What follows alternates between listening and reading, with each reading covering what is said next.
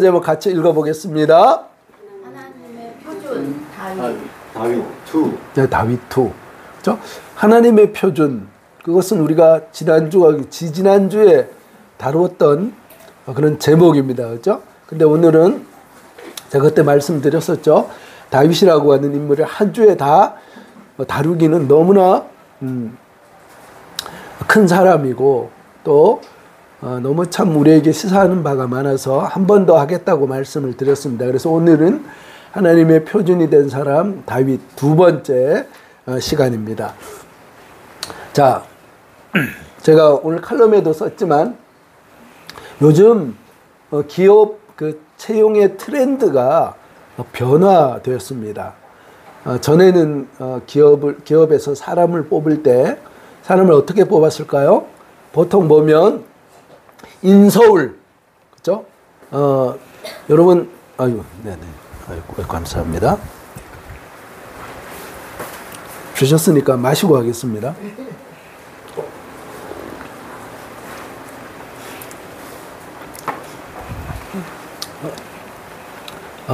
한 십수년 전에 이제 보통 채용을 할 때는 아무래도 서울에 있는 친구들이 똑똑하죠. 특별히 뭡니까? 스카이대, 그렇죠? 아시죠? 어느 대학인지 그 친구들은 참 똑똑해요. 그래서 기업에서 사람들을 뽑을 때는 뭐 볼 것 없이 뭐예요? 뭐 S대, 그죠? K대, Y대라고 하면 일단 뭐예요? 이놈들 이 친구들 참 똑똑한 친구들이야. 이 친구들이 우리 회사를 살릴 거야라고 하고 덮어놓고 그냥 막 채용을 했다는 겁니다. 그런데요, 요즘은 회사에서 좀 트렌드가 바뀌었는데 어떻게 하냐면 그런 학벌 위주의 사람을 뽑는 것을 이제는 지향합니다. 그것을 뭐예요? 옛날처럼 그렇게 하지 않는다는 거예요. 그렇다고 해서 뭐 요즘 뭐 스카이대 안 뽑는다는 그런 말씀이 아니고 뭐예요? 우선순위가 좀 바뀌었다는 거예요. 뭐냐면, 네, 우리 김정윤 집사님도 이제 뭐 직원들을 이렇게 이제 거느려 보시고 하시면 아시겠지만, 참, 똑똑함을 가지고 한 그 조직을, 그렇죠? 똑똑함이 전부가 아니라는 거예요. 똑똑한 친구들 쓰면 어떻습니까? 뭐, 부분적으로 보면, 뭐 영어도 잘하고 또 뭐 여러 방면에서 탁월함은 분명히 있어요. 그런데 뭡니까? 그 탁월함이 오히려 조직을 어떻게 합니까? 망가뜨리고요. 혼자 똑똑해요. 혼자 똑똑해서, 이거 봐요. 이렇게 옆에 있는 동료들과 함께 협력하고 하는 이런 부분들을 하는 데 있어서 뭐예요? 한계가 많다는 거예요. 그래서 조금 하다 보면 어때요? 내가 뭐 이런 회사에 있어 하고 퇴직해서 또 그냥 뭐예요? 그 기밀을 가지고 다른 회사를 그 옆에다가 차리고 막 그런 일들이 너무나 비일비재했다는 겁니다. 그래서 지금은 뭡니까? 어떤 사람을 뽑습니까? 예를 들어 뭐 스카이가 아니다 하더라도 심지어 아니면 뭐 지방에 있는 어떤 뭐 대학이라고 할지라도 어떻습니까? 무엇을 봅니까? 무엇을 봐요? 왜 안 넘어가? 예. 전에는 유명 학벌 중심이었던 이제는 뭐예요? 인성과 무엇을 봐요? 성실성을 본다는 겁니다. 제가 전에 이제 우리 그 가인지 캠퍼스라고 하는 그 회사에 있을 때도 거기도 뭐 중소기업이지만 그렇죠? 뭐 똑똑한 친구들, 외국계에서 오는 친구들, 그런 친구들도 들어와서 같이 사역을 하지만 거기서 가장 중요하게 보는 것 중에 하나가 뭐예요? 이 사람이 더불어 함께 일할 수 있는 사람인가? 그리고 조직을 함께 세워가는 사람인가? 혼자 똑똑한 사람인가라고 하는 그런 필터를 가지고 사람을 채용하는 것을 볼 수 있었습니다. 중요한 것은 뭐예요? 그래서 이제는 더 이상 그렇죠? 조금 뭐예요? 세상이 인정하는 그런 부분이 아니더라도 그런 부분 속에 조금 약하더라도 뭐예요? 인성과 그렇죠? 정말 더불어 함께 가고 그리고 인격적으로 이렇게 반듯하게 겸손함과 이런 것들을 갖춘 그런 사람들을 채용하는 그런 시대가 됐다는 겁니다. 그래서 하진이는 힘을 내고 열심히 해서 실력도 기르고 인성과 성실성으로 승부할 수 있기를 바랍니다. 아멘입니까? 그래요. 자, 오늘 우리가 이 다윗에서 왜 이렇게 제가 말씀을 드리냐면, 여러분, 다윗이 하나님 앞에 마음의 합한 자로 쓰임을 받았습니다. 그렇지 않습니까? 그런데 그러면 그 다윗이 정말 완벽한, 정말 흠이 하나도 없는 그런 사람이었습니까? 뭐 우리가 이미 성경을 통해서 다 다윗의 이야기를 너무나 잘 알고 있기 때문에 뭐 그렇지 않다라고 하는 것을 우리가 압니다. 다윗은 어떤 사람이었습니까? 치명적 약점이 있었던 사람이에요. 그렇지만 그럼에도 불구하고 하나님께서 다윗을 사용했었던 그 중요한 비결과 원리가 오늘 말씀 가운데 나오고 있습니다. 자, 큰바위 얼굴 다윗 두 번째 이야기. 자, 하나님의 말씀을 같이 다시 한번 읽어보겠습니다. 빨간 글씨 같이 읽어보도록 하겠습니다. 시작. 내가 이새의 아들 다윗을 만나니 내 마음에 맞는 사람이라 내 뜻을 다 이루리라. 여호와께 죄를 범하였노라. 너와 백성이 무엇이기에 주의 인자하심이 생명보다 나음으로. 네, 너무 좀 짧죠? 그러나 여기서 이제 중요한 것은 하나님의 표준이라는 거예요. 그죠? 다윗은 하나님의 표준이에요. 하나님의 마음에 합한 사람이었다라고. 그게 우리 오늘 지난주와 이번 주의 큰 주제는 다윗은 하나님의 마음에 합한 사람이라는 겁니다. 그래서 지난주에 여러분 혹시 기억하십니까? 지난주에 지난주 것도 잘 기억 안 나는데 지난주 거 제가 감히 여러분에게 질문을 드립니다. 지난주에 다윗이 두 가지 특징이 있었다고 그랬습니다. 혹시 기억나시는 분 계십니까? 다윗이 두 가지 특징이 있었다고 그랬어요. 자, 첫 번째 특징은 뭐냐면 다윗은 아주 특별한 사람이었습니까? 다윗은 그냥 아주 평범한 보잘것없는 그런 시작이었습니까? 아주 평범하고 보잘것없었어요. 심지어 어땠다고요?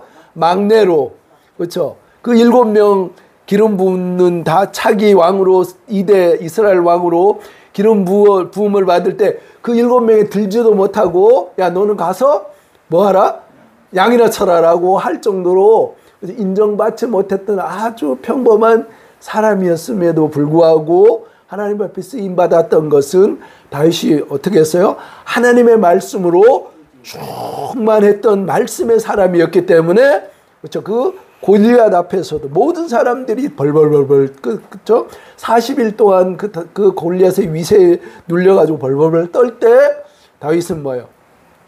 너는 칼과 단창으로 나아가지만 나는 내가 능력하는, 네가 멸시하는 만군의 하나님 여호와의 이름으로 내게 가노라 라고 하면서 물맷돌 하나로 어떻습니까? 골리앗을 쳐부셨다는 건 아닙니까? 자, 다윗이 어떤 사람이었어요? 평범했지만 그러나 말씀의 사람이었다는 거예요. 오늘 두 번째 뭐라고요? 하나님께서 다윗을 사용했던 표준. 자, 첫 번째, 뭐 지난주에 봤던 거니까 그냥 넘어가겠습니다. 자, 다윗의 일생 그래프를 보겠습니다. 지난주에 이제 봤었는데 지난주 이야기가 어디까지였습니까? 지난주 이야기가 골리앗에 승리했던 한 3분의 1 지점 정도 됐다라고 이렇게 볼 수가 있습니다. 오늘 이야기는 어떻습니까? 여기서부터 이제 이 끝까지의 이야기입니다. 그래서 다윗의 그 생애 최정상을 확인할 수 있는가 하면 동시에 그죠? 그 최하, 그렇죠? 그 나락을 확인할 수 있는, 그래서 그 속에 하나님의 은혜가 있었다라고 하는 것을 우리가 오늘 살펴보기를 원합니다. 그래서 자, 다윗의 하나님의 표준이 되었던 다윗의 첫 번째, 그렇죠? 기준, 그건 뭐냐면, 자, 같이 한번 읽어보겠습니다. 첫째 뭐라고요? 그렇죠. 자, 말씀을 같이 한번 보겠습니다. 자, 사무엘상 16장 1절. 자, 시작. 다윗이 나단에게 이르되. 자, 또 읽겠습니다. 하나님이여 주의 인자를 따라 내게 은혜를 베푸시며 주의 많은 긍휼을 따라 내 죄악을 지워주소서. 나의 죄악을 말갛게 씻기시며 나의 죄를 깨끗이 제하소서. 하나님이여 내 속에 정한 마음을 창조하시고 내 안에 정직한 영을 새롭게 하소서. 나를 주 앞에서 쫓아내지 마시며 주의 성령을 내게서 거두지 마소서. 주의 구원의 즐거움을 내게 회복시켜 주시고 자원하는 심령을 주사 나를 붙드소서. 자, 이 말씀을 보면 이게 어떤 배경입니까? 그렇죠. 이게 바로 다윗이 조금 전에 우리가 봤던 것처럼 그렇죠. 이 최고의 정점, 그렇죠? 정점에서 전쟁 이제 전에는 어때요? 다윗이 사울에 쫓겨서 진짜 언제 죽을지 모르는 그런 늘 뭐 생명의 위협을 겪는 그런 상황이었지만 이제는 뭐예요? 통일 이제 남유다의 왕을 거쳐서 이제 남북 이스라엘이 통일 이스라엘의 왕으로 세워져서 주변에 있는 많은 나라들을 정복하고 전에는 뭐예요? 전쟁에 신이 다윗이 나가서 싸웠지만 이제는 뭐예요? 굳이 그렇게 하지 않아도 되는 그런 위치까지 있게 됐다는 거예요. 그런 상황 가운데 이제 태평성대를 누리는 그렇죠. 그런 바로 그 초입 단계에 있었을 때의 일이라는 거예요. 자기의 그 군사들 부하들은 어때요? 다 전쟁에 나가 있었을 때 다윗이 뭐 하고 있었습니까? 그렇죠. 왕궁을 거닐고 있었다는 거예요. 왕궁을 거닐다라고 하는 것은 여유와 또 한가로움을 이야기하는 거죠. 그렇지 않습니까? 그런데 그때 무엇을 발견합니까? 참 기가 막힙니다. 그래서 이 다윗이 뭐예요? 다윗의 그 치명적인 어떤 그 약점은 다윗이 완벽한 사람이기 때문에 하나님 앞에 쓰임받은 것이 아니라 다윗은 뭐예요? 하나님 앞에 아주 치명적인 약점을 가진 그런 사람이었다는 거예요. 그래서 여기 보시면 제가 좀 심하게 이렇게 좀 썼습니다. 그러나 이게 결코 심하지 않아요. 다윗의 죄를 보면. 자, 다윗이 어떤 범죄자예요? 악질적인 중범죄라는 거예요. 중이라는 게 뭐예요? 무거운 범죄자라는 겁니다. 그래서 10계명 중에 10계명을 가지고 우리가 보통 죄를 범했을 때 그 기준을 10계명이라고 하는 그 필터를 가지고 이렇게 보면 다윗이 몇 개를 범했어요? 4개의 죄를 범했다는 겁니다. 자, 첫 번째가 뭐예요? 밧세바와 간음을 했다는 거예요. 제가 지금 우리가 함께 살펴보는 것처럼 다윗이 뭐예요? 다윗은 왕이지 않습니까? 왕인데 한가로이 거닐다가 목욕하는 그 한 여인을 우연히 발견한 거예요. 여러분, 아름다운 여인이 왕궁에 많겠습니까? 아니면 저작거리에 많겠습니까? 왕궁에 더 많을 거 아닙니까? 그죠? 그러니까 다윗의 눈이 어때요? 돌아간 거예요. 참 죄를 범하려고 하다 보니까 참 사단이 참 그렇게 역사하는 것을 보게 됩니다. 그 여인이 그런데 그 밧세바가 어떤 사람이었어요? 처녀도 아니고, 그렇죠? 자기가 너무나 사랑하는 충신, 그렇죠? 우리아의 아내였다는 거예요. 마음에 들어서 보니까 우연히 발견했는데 보니까 저 여자 누구야? 라고 이제 뭐예요? 자기의 신하를 보내서 알아봤을 거 아닙니까? 그랬더니 그 여인이 바로 왕의 충성스러운 부하인 우리아의 아내입니다. 라고 얘기하는 거예요. 그러면 어떻게 해야 됩니까? 그렇구나. 라고 이야기하고 그만둬야 되는데 다윗은 어때요? 그 밧세바를 왕궁으로 데리고 와서 간음을 해버렸다는 거예요. 야, 이것뿐만 아니라 이건 뭐예요? 7계명을 하나님께서 간음하지 말라라고 하는 그 계명을 정면으로 어긴 겁니다. 자, 또 어떤 죄를 범했죠?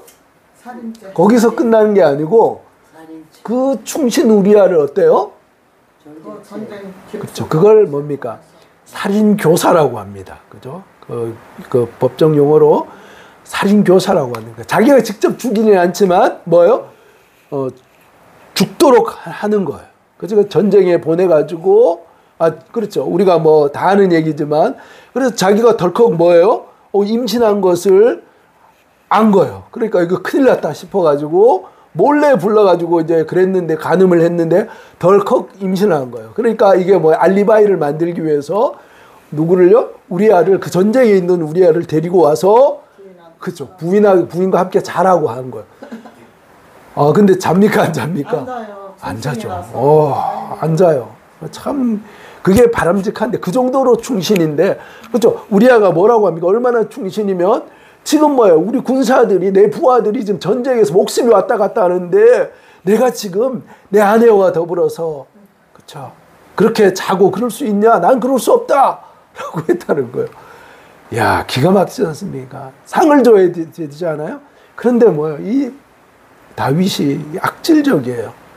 그렇죠? 하다 안 되니까 어때요? 그렇죠. 그 요압에게 이야기를 하는 거죠. 적진을 향해서 공격하는 척하면서 다 빠져라. 그리고 우리아를 제일 앞에 세워가지고 우리아가 죽게 만들어라 이런 거예요. 야, 이게 인간이 할 짓입니까? 그 아내를 충신의 아내를 겁탈한 것만 해도 간음한 것만 해도 죄인데 그 자기 죄를 덮기 위해서 우리아를 뭐예요? 그 전쟁에 보내가지고 죽게 만들었다는 거예요. 살인 교사죄예요. 기가 막히다. 자, 그래서 이건 뭐예요? 좀 더 해석하면 남의 아내를 도둑질하지 말라는 거죠. 내 아내라든지 재산을 도둑질하지 말라고 그래요. 뿐만 아니라 뭐라고 합니까? 마지막 계명에 보면 남 이웃의 것을 탐내지 말라고 했다는 거예요. 그런데 그 아내를 탐한 그런 죄. 이 다윗을 어떻게 해야 될까요, 여러분? 여러분, 그렇죠? 우리가 일반적으로 보면 법이 없어도 살 사람들 아닙니까? 그렇죠? 아닙니까? 그렇죠. 법이 없어도 살 만큼 저도 구치소 한번 가봤습니다. 가봤는데 견학하러 갔었어요. 서초경찰서 거기 구치소를 가봤는데 참 정말 갈 곳이 못 되는 것을 봤는데 근데 참 우리가 그렇게 존경하고 사랑하는 다윗이 이러한 10계명의 4계명을 범했을 뿐만 아니라 참 인간으로서는 차마 할 수 없는 이런 악질적인 이런 죄를 범했던 그런 사람이었다는 것. 그럼에도 불구하고 다윗이 하나님 앞에 쓰임을 받았던 중요한 이유는 뭐겠습니까, 여러분? 뭐겠습니까? 다윗이 바로 그렇죠. 다윗이 바로 그런 끔찍한 죄, 일반인은 상상도 할 수 없는 그런 죄지만 그 죄를 지었을 때 하나님 앞에 어때요? 바짝 엎드려가지고 정말 하나님 앞에 용서를 구해 처절하게 회개를 했기 때문에 그렇죠. 그 부분을 하나님께서 높이 사용한다는 거예요. 자, 제가 이 말씀을 준비하면서 다윗 현실에 뿌리 박은 영성이라고 하는 유진 피터슨 목사님이 쓴 이 글을 읽으면서 아주 참 의미 있는 그 내용이 있어서 함께 나눕니다. 같이 한번 읽어보겠습니다. 다윗과 함께 있으면 잘할 수 없다는 생각에 열등감을 느끼게 될 일은 없다. 사실은 반대다. 다윗은 우리처럼 혹은 우리보다 더 나쁜 잘못을 저지르려 하는 사람이다. 그렇죠. 다윗이 그렇죠. 우리가 상상할 수 없는 그런 죄를 그렇죠. 범했던 그런 사람이기 때문에 그렇죠. 우리가 굳이 다윗 앞에서 그렇죠. 열등감을 느낄 필요가 없다는 거예요. 자, 그런데 그럼에도 불구하고 하나님 앞에 다윗이 쓰임을 받았던 것은 금방 제가 말씀드린 것처럼 처절한 회개. 다윗이 회개를 했는데 어떻게 회개를 했다고 그랬습니까? 침상이 눈물로 흠뻑 젖을 만큼 그렇죠? 그렇게 눈물을 흘리고 또 베개가 다 젖을 만큼 그렇죠? 그렇게 통곡으로 하나님 앞에 처절한 회개를 했다는 겁니다. 자, 우리가 인생을 살아가다 보면 뭐 다윗 같은 이런 죄는 아니더라도 우리 일상 가운데 하나님 앞에 죄를 범할 수 있습니다. 그렇죠? 하나님은 우리가 소망이 있는 것은 어때요? 우리가 소망이 있는 것은 뭡니까? 다윗이 범접할 수 없는 그런 사람이기 때문에 그런 것이 아니라 뭐예요? 다윗이 연약한 이런 정말 악한 죄를 범한 그런 사람이지만 중요한 건 뭐예요? 그가 그렇죠. 회개한 그런 사람이었다라고 하는 것, 그것 때문에 우리에게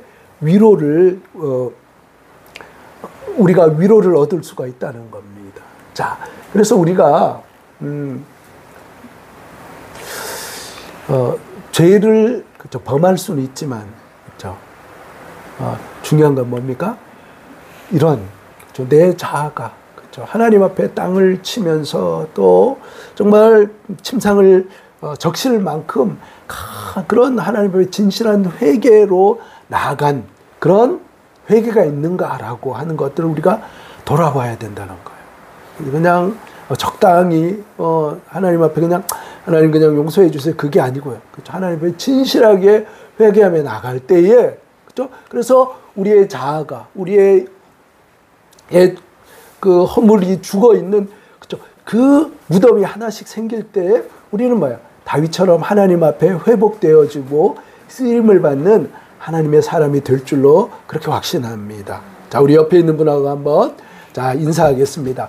다윗과 같이 진실한 회개의 사람이 됩시다. 그렇게 하면 인사하겠습니다. 다윗과 같이 진실한 자, 첫 번째가 그렇죠. 다윗이 진실한 회개의 사람이었다는 겁니다. 자, 두 번째는 자 같이 한번 읽어보겠습니다. 시작. 받은 바 은혜를 아는 사람 다윗이었습니다. 자, 같이 한번 읽겠습니다. 말씀 시작. 나와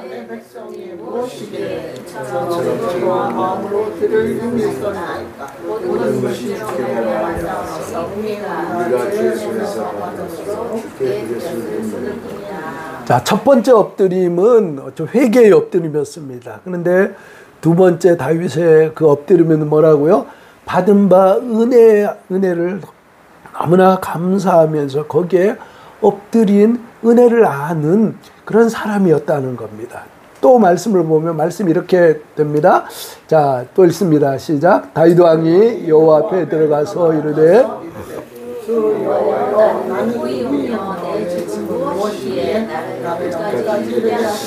자, 여러분 여기에서 강조하는 게 뭡니까? 다윗은 뭐예요?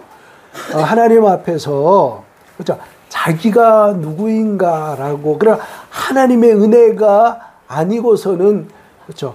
지금의 내가 1도 정말 1도 그렇죠? 그 통일 이스라엘의 왕으로 세움을 받을 수 있는 그렇죠? 그런 요건과 그 모든 것이 1도 불가능했다라고 하는 것을 이 말씀을 통해서 전심으로 고백하는 것을 보게 됩니다.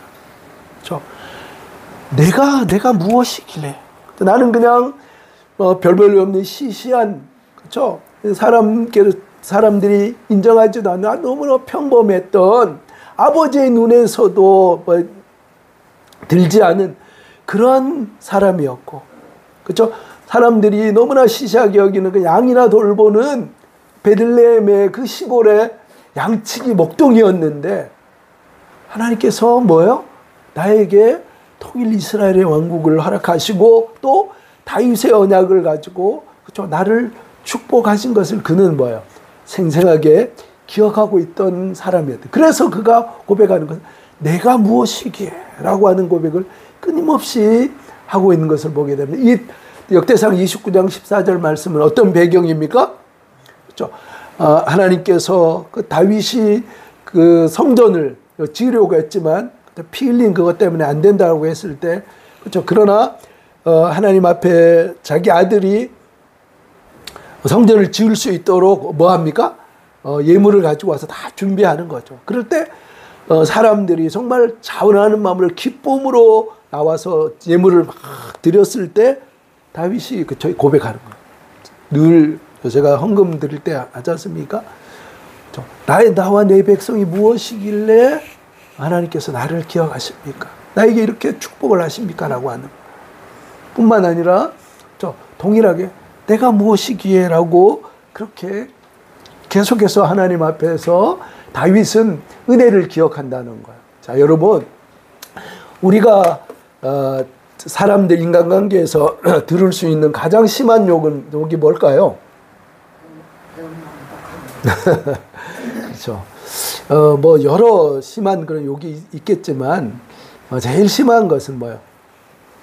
저 사람은, 저놈은 은혜를 전혀 모르는 사람이야. 그래서 배은망덕한 사람이야 라고 하는 것은 욕 중에 가장 심한 욕이라고 해도 과언이 아니라는 거예요.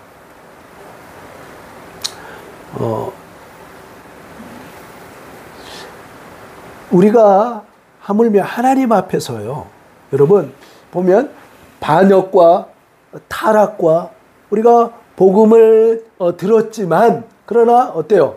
와, 뭐 예수 믿으니까 뭐 별거 없네라고 하면서 그렇죠? 이제 타종교로 이렇게 떠나가고 하는 그 배교의 중요한 이유가 뭘까요, 여러분? 그것은 바로 하나님의 은혜를 잊어버렸을 때, 그렇죠? 다윗은 은혜의 사람이지 않습니까?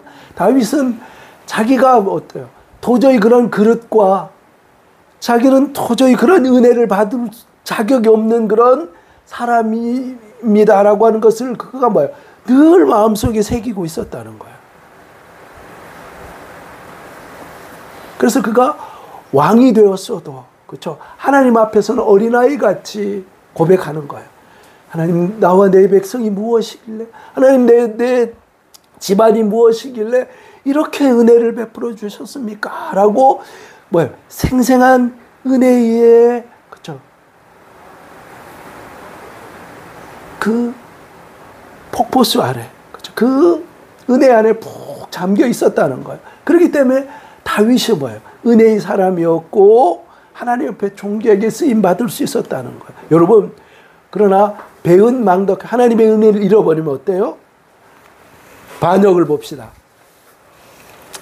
하나님께서 인간을 사랑하셔서 온 에덴 동산 천지를 만드시고 에덴 동산에 사람을 지으셨어요. 그렇죠? 그래서 모든 것을 다스리고 통치해라라고 했지만 인간이 뭐예요? 은혜를 잃어버리고 내가 하나님이 되겠다라고 하는 그것을 어떻습니까? 선악과를 따먹고 하나님 앞에 뭐예요? 범죄하게 된 거예요. 그 반역 아닙니까? 그래서 타락하게 된 거고, 금방 제가 말씀드린 것처럼 그렇죠? 예수님의 십자가의 그 은혜가 우리 가운데 분명히 있는데, 그럼 예수 믿다가 뭐예요? 타락한 사람들.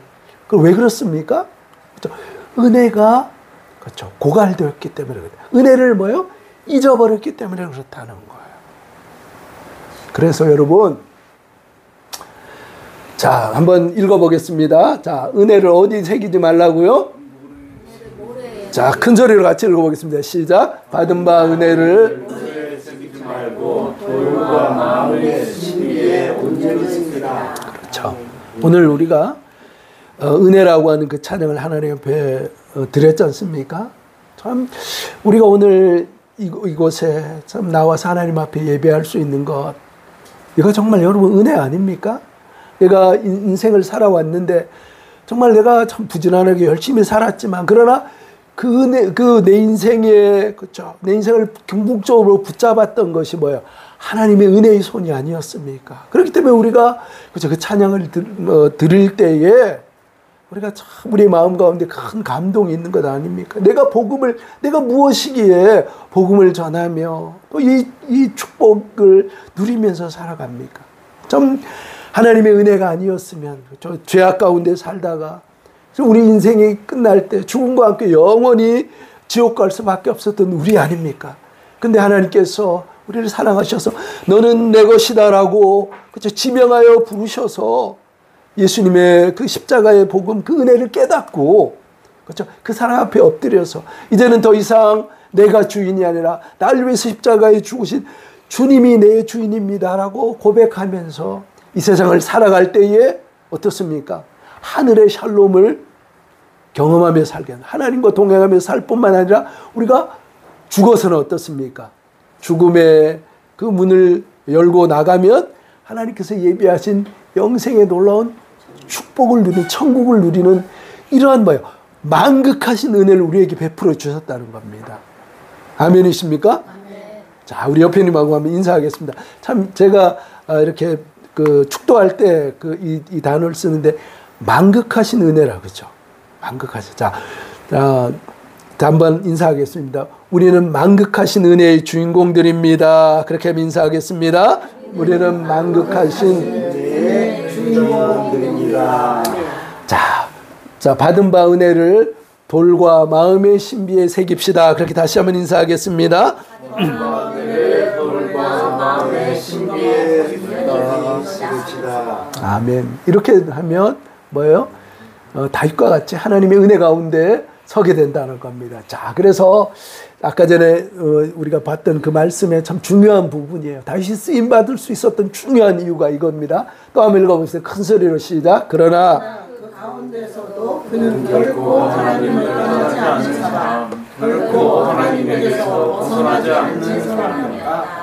다윗이야말로 하나님의 안에서는 아무것도 놓치지 않는 사람이었다. 그렇죠. 은혜 안에서 늘 거했던 그 사람이었기 때문에 정말 끔찍한 죄악이었지만, 그렇죠.